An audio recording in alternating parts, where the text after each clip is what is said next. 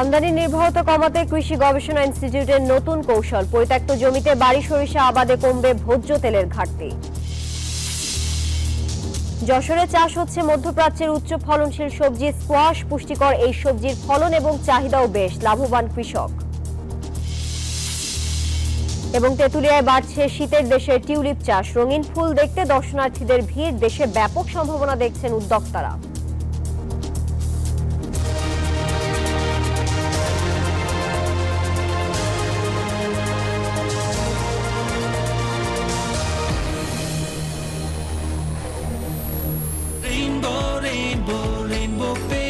Rainbow Paints, the color of joy.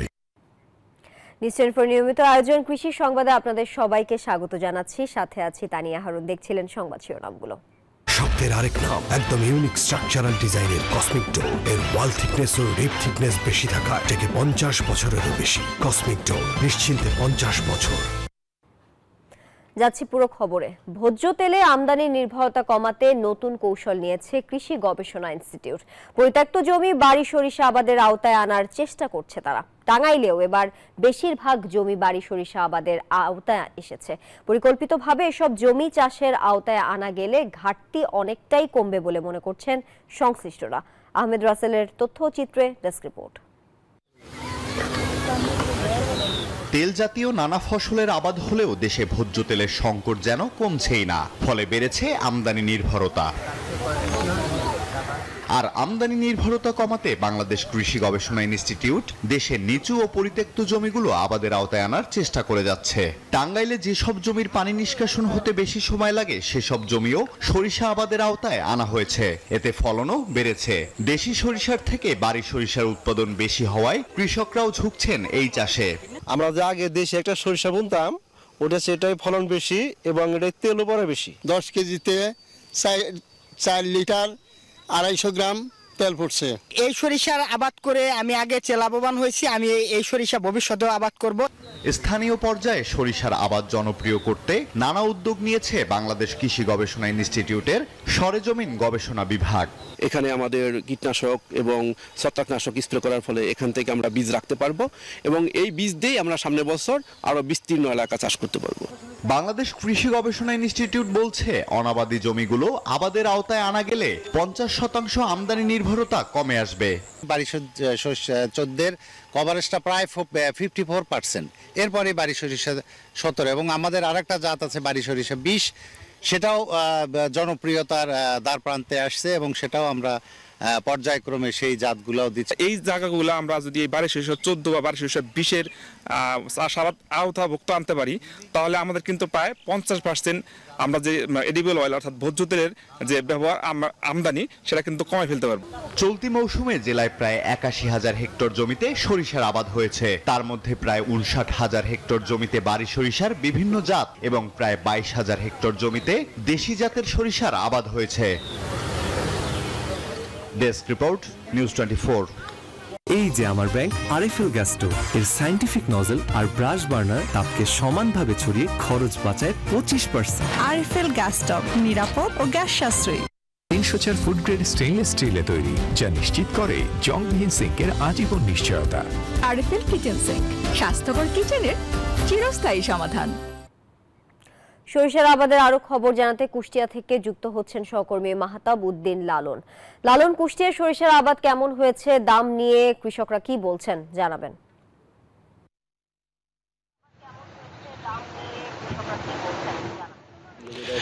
Tania, আপনাকে প্রথমেই বলে রাখি যে কুষ্টিয়া জেলার 6 উপজেলাতে কিন্তু আসলে 8,000 হেক্টর জমিতে কিন্তু আসলে কৃষকরা এই সরিষার চাষ করেছে। কৃষকরা যেটি বলছেন যে আসলে সরিষার চাষ যেহেতু আসলে সহজলভ্য, পতিত জমি বিশেষ করে অনাবাদী জমি বা অনুর্বর জমিতে কিন্তু এই চাষটি হয়ে থাকে, ফলে কিন্তু আসলে কৃষকরা কিন্তু লাভবান হন এবং এই চাষে খরচ কিন্তু আসলে তুলনামূলক অন্যান্য যেসব চাষাবাদ রয়েছে বা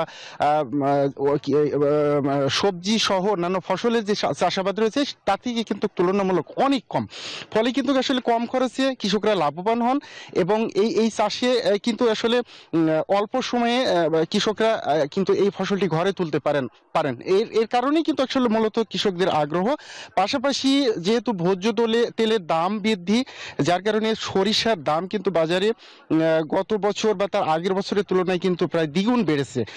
এর কারণেও কিন্তু আসলে কৃষকরা এই চাষে আগ্রহ দেখাচ্ছেন। আমি কৃষি সম্প্রসারণ অধিদপ্তরের কর্মকর্তাদের সাথে কথা বলেছি, তারা যেটি বলছেন যে আসলে যেহেতু পদ্মা গড়াই তীরবর্তী কুষ্টিয়া জেলা, এই জেলার এই পদ্মা এবং গড়াইয়ের যেসব তীর অঞ্চল রয়েছে বা নদী পার্শ্ববর্তী অঞ্চলেই কিন্তু আসলে এই সরিষার চাষটি বেশি হয়ে থাকে এবং এই চাষ করে কিন্তু আসলে কৃষকরা লাভবানও হচ্ছেন এবং এই চাষটি যাতে বৃদ্ধি পায় সে ব্যাপারে কিন্তু আসলে কৃষি সম্প্রসারণ অধিদপ্তর কৃষকদের সাথে আসলে পরামর্শ দিচ্ছেন এবং এই চাষটি বৃদ্ধির ব্যাপারে কিন্তু তাদের উৎসাহ যোগাচ্ছেন। তানিয়া, এই ছিল আমার কাছে সর্বশেষ। লালন, আপনাকে ধন্যবাদ যুক্ত থাকার জন্য। যশোরে চাষ হচ্ছে মধ্যপ্রাচ্যের উচ্চ ফলনশীল সবজি স্কোয়াশ। কৃষকরা বলছেন শীতকালীন এই সবজি পুষ্টিকর, ফলনও ভালো, বাজারে চাহিদা ও দাম ভালো থাকায় লাভবান হচ্ছেন কৃষক। কৃষি বিভাগ বলছে স্কোয়াশ চাষে বাজারে সবজির সংকট অনেকটাই কমবে। বুলবুল শহীদ খান হিমেলের তথ্য ও চিত্রে ডেস্ক রিপোর্ট। যশোরে কৃষিতে যোগ হয়েছে নতুন সবজি স্কোয়াশ। সদর উপজেলার 7 মাইল বাড়িনগরের মাঠে চাষ হচ্ছে মধ্যপ্রাচ্যের এই সবজি। দেখতে অনেকটা শশা আকৃতির, আর গায়ের রং কুমড়োর মতো। এই সবজি ডায়াবেটিস ও ক্যান্সার প্রতিরোধে বেশ উপকারী। অক্টোবরের মাঝামাঝি থেকে শুরু করে নভেম্বরের প্রথম সপ্তাহে চাষ করতে হয় স্কোয়াশ। এরা যদি 20 টাকা করেও বিক্রি করে, তাহলে একটা গাছ থেকে আমি যদি 100 টাকা করেও ধরি, তাহলেও আপনার প্রায় এখানে 1.5 লাখ টাকা মতো আসবে। তো এটা আসলেই একটা লাভজনক চাষ। স্কোয়াশ সালাদ হিসেবেও ব্যবহার করা যায়, আবার রান্না করলেও ভিন্ন স্বাদ। অল্প খরচে অধিক ফলন এবং বাজারেও চাহিদা বেশ, ফলে আগ্রহ বাড়ছে অন্য কৃষকের মাঝে। এটা সালাদও খাইতে ভালো, মানে সালাদও খাওয়া যায় এবং রান্না করেও খাওয়া যায়। ভালোই ফলন দেখা যাচ্ছে, একেবারে খুব ফলন হয়েছে। খাদ্য ভালো ভালো আর কি, আমি খাইছি সেদিনকে, খুব ভালো লাগছে আর কি। এটা যখন আর একটু গাঢ় কালার হবে, এই সময় যদি এটা উঠানো হয়, তখন এর ওজনটা মনে করেন কেজি, 2.5 কেজি 3 কেজি ওজন হবে। এই সবজি চাষে বাজারে সবজির সংকট কমার পাশাপাশি দামও কমবে বলছে কৃষি বিভাগ। কৃষি বিভাগ থেকে কৃষকদেরকে আমরা বিভিন্ন রকম সহায়তা দিচ্ছি, আমরা প্রদর্শনী দিয়েছি, আমরা বিভিন্ন রকম যে কারিগরি যে সমস্যা, টেকনিক্যাল যে বিষয়, সেগুলো আমরা তাদেরকে বলতেছি, যাতে আমাদের যে সবজির যে মাঝে মাঝে সংকট হয়, সংকট থেকে মোকাবিলা করার জন্য আমরা এটা বাজারে আনার চেষ্টা করতেছি। যশোর সদর উপজেলায় এবছর 4000 হেক্টর জমিতে সবজির চাষ হয়েছে। এর মধ্যে স্কোয়াশ চাষ হয়েছে 5 হেক্টর জমিতে। Desk report, news 24। বিজলি কেবলস যে কোনো স্থাপনার বৈদ্যুতিক সংযোগকে রাখে নিরাপদ। এর স্ক্রিন কোটেড ইনসুলেশন সম্পূর্ণ ফায়ার রিটার্ডেন্ট, তাই বিজলি কেবলস নিজেই নিজেকে নেভায়। বিজলি কেবলস, নিরাপদ আজীবন। কৃষি সংবাদে বিরতি নিচ্ছি, ফিরছে আরো খবর নিয়ে, সাথেই থাকুন।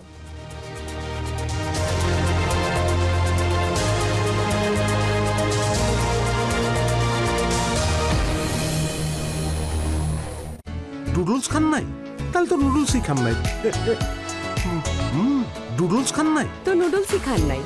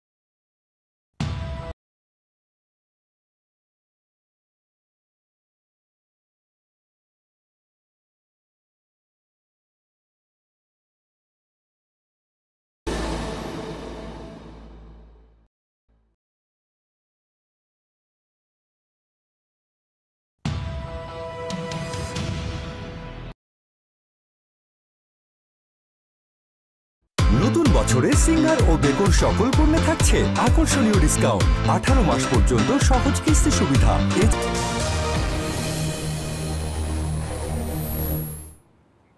স্বাগত আরেকবার, আপনারা দেখছেন কৃষি সংবাদ। সবজির বাজার মূল্য নিয়ে আরো জানিয়েছেন চুয়াডাঙ্গা থেকে জামান আক্তার। সবজির ভরা মৌসুমে চুয়াডাঙ্গার চাষিরা কিন্তু ভালো নেই। চুয়াডাঙ্গার চাষিরা যেটি বলছে, শীতের এই শেষ মুহূর্তে এসে বাজারে কিন্তু সবজিতে ভরপুর হয়ে গিয়েছে। বাজারের যে সরবরাহ বেড়ে গিয়েছে, এই সরবরাহের কারণে কিন্তু সবজির দাম অনেকটাই কমতির দিকে নেমে এসেছে। তো আমি বাজারে ভোক্তাদের সাথে কথা বলেছি, তারা যেটি বলছেন যে শীতের শুরুতে সবজির যে উচ্চ মূল্য ছিল তাতে তাদের অনেকটাই কষ্ট হয়েছে, কিন্তু বর্তমানে সবজির যে দাম তারা কিন্তু অনেকটাই স্বস্তির কথা বলছেন। তারা যেটি বলছেন, তারা কিন্তু অনেকটা সাশ্রয়ী মূল্যেই সবজি কিনতে পারছেন। বিশেষ করে বাজারে যে ফুলকপি, বাঁধাকপি, শিম, আলু, এগুলোর দাম কিন্তু মানুষের নাগালের মধ্যেই চলে এসেছে, যেটি কিন্তু 15 থেকে 30 টাকার ভিতরে এই সব ধরনের সবজি ভোক্তারা উপভোগ করতে পারছে। আমি অন্যদিকে কৃষকদের সাথেও কথা বলেছি। কৃষকরা আমাকে যেটি জানিয়েছেন যে সবজির মূল্য পড়ে গেলেও তাদের কিন্তু উৎপাদন খরচ কমেনি। চাষে তাদের যে খরচ ছিল সেই খরচটা কিন্তু আগের মতোই আছে। তো আমি এখন আছি চুয়াডাঙ্গার বেলগাছির একটি আলু খেতে। এখানে আমরা একজন আলু চাষির সাথে কথা বলবো। আপনি আমাদেরকে জানাবেন যে 1 বিঘা আলুতে কত খরচ হয়, আপনার কতটুকু আলু আছে? আমার এই 2 বিঘা জমিতে আলু চাষ করছি, আমার বিঘা প্রতি খরচ হয়েছে 60,000 টাকা। কিন্তু বর্তমানে আলুর যে বাজার মূল্য, তাতে আমাদের খরচ উঠবে কিনা এটা আমরা সন্দিহান। বর্তমানে আমরা এই আলু চাষ করে খুব হতাশাগ্রস্তের ভিতরে আছি। তো কৃষক যেমন বলছিলেন যে তাদের কিন্তু উৎপাদন খরচ না কমলেও বাজারের যে সবজির মূল্য সেটি কিন্তু অনেকটাই কমে গিয়েছে, ফলে তাদের যে খরচ সেটি উঠবে কিনা তা নিয়ে তারা আশঙ্কা প্রকাশ করছে। এই ছিল চুয়াডাঙ্গা থেকে আমার কাছে সবজির সর্বশেষ খবর। আমি এই চেয়ারে বসবো না। বাচ্চু ভাই, এই চেয়ারকে ভয় পেও না। ডেন্টিস্টের পরামর্শ নাও নতুন কোলগেট অ্যাক্টিভ সোল, যা দাঁতের সমস্যা শুরু হওয়া মাত্রই থামিয়ে দেয়। না থাকবে ব্যথা, না থাকবে ভয়। ঢাকা বিশ্ববিদ্যালয়ের 7 কলেজ কর্তৃপক্ষের সাথে বৈঠক শেষে সিদ্ধান্তের বিষয়ে সংবাদ সম্মেলনে বক্তব্য রাখছেন ঢাবি ভিসি ডক্টর নিয়াজ আহমেদ খান। আমরা যাচ্ছি সেখানে। সুবিধা হয় এবং সেজন্য আমরা কোনো প্রশ্ন হয়তো এই মুহূর্তে আর নেব না, কিন্তু বক্তব্যের পরে যে কোনো সময় যদি আমরা মনে করি যে সামনে উদ্ভূত পরিস্থিতিতে আপনাদের সাথে পরামর্শ দরকার কিংবা আরো হালনাগাদ তথ্য দরকার, সেটি তখন আমরা করব। তবে এই মুহূর্তে আমাদের লিখিত বক্তব্যের বাইরে নতুন কোনো আমাদের আর বক্তব্য নেই দেখে প্রশ্ন হয়তো আমরা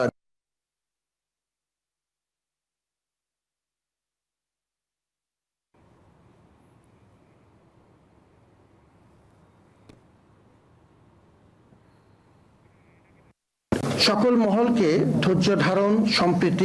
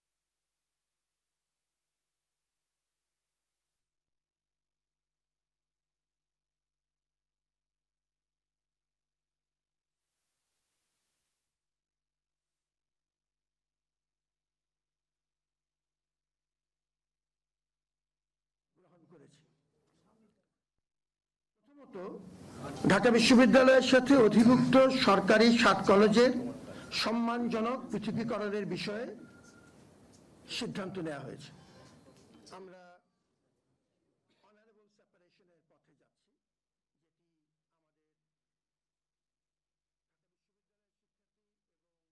যেটি শিক্ষার্থীদের একটি কমন দাবি। অধিভুক্ত সরকারি 7 কলেজের শিক্ষার্থীদের ভর্তি কার্যক্রম এই সিদ্ধান্তের আলোকে পরিচালনা সংক্রান্ত পূর্ববর্তী যে সিদ্ধান্ত আমরা নিয়েছিলাম সেটি পরিবর্তন করে আমরা 1 বছর এগিয়ে এনে এবছর থেকেই অর্থাৎ 2024-25 শিক্ষাবর্ষ থেকেই ঢাকা বিশ্ববিদ্যালয়ের অধীনে আর ভর্তি না নেওয়ার ব্যাপারে সিদ্ধান্ত গ্রহণ করা হয়েছে। এর আগে আমরা 2025-26-এর ভর্তি হবে না মর্মে আমরা লিখিতভাবে মন্ত্রণালয়কে জানিয়েছিলাম। এখন সেটি আমরা 1 বছর এগিয়ে এনে এই বছর থেকেই অর্থাৎ এই মুহূর্ত থেকেই সেটি কার্যকর করবার ব্যবস্থা সিদ্ধান্ত নিয়েছে এবং কার্যকরী ব্যবস্থা নেওয়া হবে। শিক্ষার্থীদের দাবি অনুযায়ী 29শে ডিসেম্বর 2024 তারিখে শিক্ষা মন্ত্রণালয় কর্তৃক গঠিত যে উচ্চ পর্যায়ের বিশেষজ্ঞ কমিটি 2024-25 শিক্ষাবর্ষ থেকে পরবর্তী শিক্ষাবর্ষের কার্যক্রম পরিচালনার জন্য সভায় জোর সুপারিশ করা হয়। এই কমিটিকে আমরা অনুরোধ করছি আমাদের পরবর্তী কার্যক্রম শিক্ষা কার্যক্রম তাদের মাধ্যমে পরিচালনা করবার জন্য তারা যেভাবে সিদ্ধান্ত নেবেন এবং এই ক্ষেত্রে ঢাকা বিশ্ববিদ্যালয় প্রশাসন পূর্ণ সহযোগিতা করবে। বিশেষজ্ঞ কমিটি তারাই সিদ্ধান্ত গ্রহণ করবে।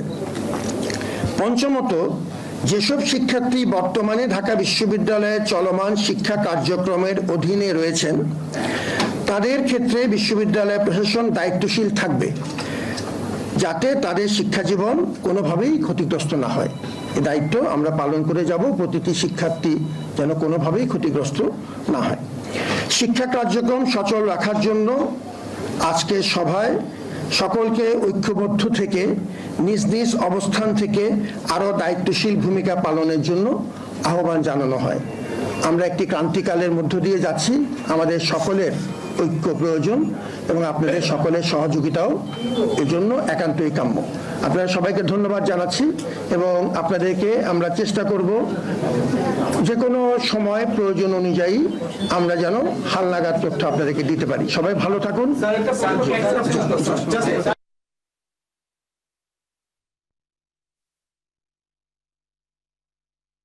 সময় প্রয়োজন অনুযায়ী আমরা যেন হালনাগাদ তথ্য আপনাদেরকে দিতে পারি। সবাই ভালো থাকুন। ধন্যবাদ। আজকে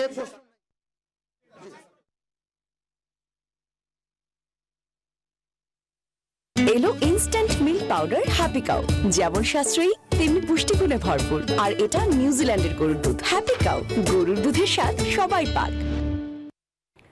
কৃষি সংবাদের পর্যায়ে আবারও বিরতি নিচ্ছি, সাথেই থাকুন।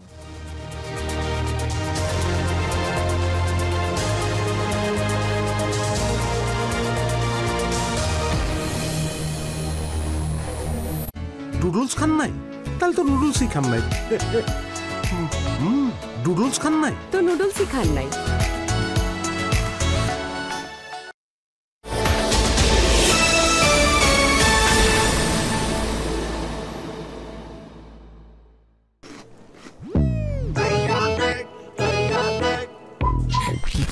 সরি। হ্যালো,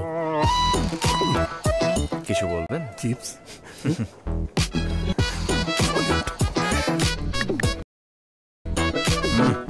বেশি ফাস্ট।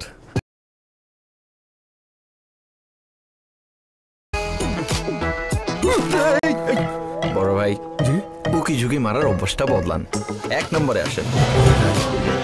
লিমিটলেস ভিডিও প্যাকে ভিডিও দেখার 1 নম্বর এক্সপেরিয়েন্স। নতুন বছরে সিঙ্গার ও বেকন সকল পণ্যে থাকছে আকর্ষণীয় ডিসকাউন্ট, 18 মাস পর্যন্ত সহজ কিস্তি সুবিধা। এছাড়া নতুন বছরে সিঙ্গার অথবা বেকো ফ্রিজ